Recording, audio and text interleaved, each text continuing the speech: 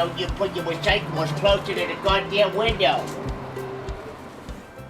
Parrington Shmeltzer has spent most of his recent years as the owner-operator of his very own informal bottle collection agency in New Chesterfield, Nova Scotia.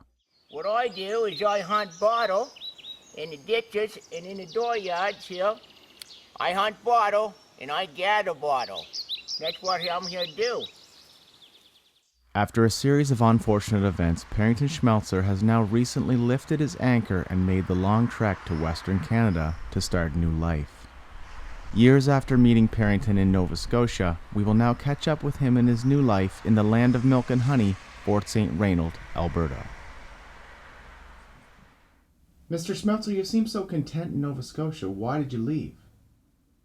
Well, you see, before I left New Chesterfield, Nova Scotia, I was working for a dirt moving company. Now, I was running loads of dirt up a hill in a wheelbarrow machine. Now, I won so many loads of dirt up that hill in that wheelbarrow machine that I fried the bearings off of it. Now, come check day, the captain of the company, he tell me, them bearings that you fried off that wheelbarrow machine are coming off your check. I said, I'm pretty sure you're a goddamn nimwad. And I left.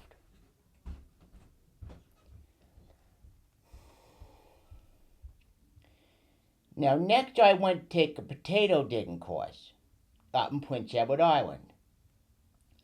Now, I went hitchhiking down the ferry, and I got lost in the woods. I was lost in the woods for, damn near 2 or 3 weeks. I was eating tree bark. And my uncle, he had to come take 4-wheeler down over the ditches, and he had to come find me. And he said, Parrington, I'm sending you out to Fort St. Raynald, Alberta, to live with your Uncle Jarvis. And here I am. So how are you adjusting to your new life in Fort St. Raynald and living at your uncle's? You see, my Uncle Jarvis, he don't take kindly to me staying inside the house when he home. He let me hang out here in the garbage room, or he let me hang out in the stove burner room, or if he got me digging some holes out in the backyard, he'll let me hang out outside. My uncle, he sent me a floor bed there in the stove heater furnace room there.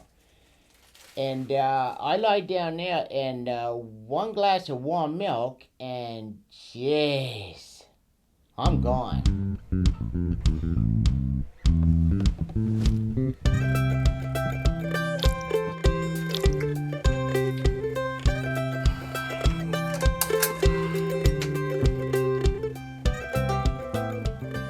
With all the opportunity here in Alberta, what do you hope to achieve?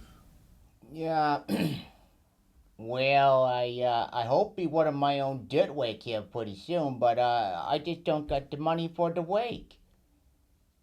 Have you considered leaving your soil displacement career behind you? Well, no, I want a dirt wake wherever the hell I want a dirt wake. Dude, if I want to go to Hong Kong and want a dirt wake, that's what I'll do. My Uncle Jarvis, he said you should be going to take an oil machine job. And I said, Jarvis, geez, I wouldn't know my way around town around here. Don't you find it difficult to survive without any source of income? Well, I don't work. I work at making a beer. I make a home beer. I call it Eagle Wolf Ale.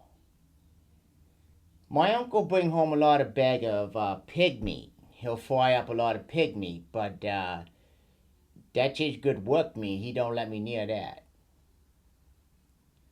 I gotta make a home meat. I make meat at home. I make a homemade bologna. So, what have you been doing for fun since moving to Alberta? Well, I drink a lot of milk, and when I'm not drinking milk, I'm probably drinking beer. I dig a lot of holes out in the backyard. My uncle got me digging holes there, and if I do that, he'll let me watch his little television set. And I watch a lot of car shows. I watch a lot of car movies and stuff like that. And sometimes I'll go over my cousin's place there if I can get a ride, and I'll watch him weld. I do that too. I like to go to yard sales, but gee, I don't know my way around town, so how am I going to get around to a yard sale? So what I do is I do a little program report thing into the radio, a volunteer thing where I report the yard sales and stuff like that. So that's how I do that. Hello, this is Parrington Shmeltzer reporting in for yesterday's yard sale report. Yesterday we had Basil and Borlinda, and they had a dresser with a mirror onto it, with 3 drawers into it, that sold for $15. Next we had Dorlinda and Dancy Handsomes. They sold a floor model television set for $7. Next we had Gurney and Tamantha Melvis. They were selling children's hockey sticks. Now they sold 2 hockey sticks. One stick was a shorter stick made for a tiny baby-sized child. The other stick was a longer stick for a medium-sized, large-looking, taller-looking sized child. Next we had Leonard and Darcy Guilford, and they were just selling deer meat, and they were selling it for $10 a pound.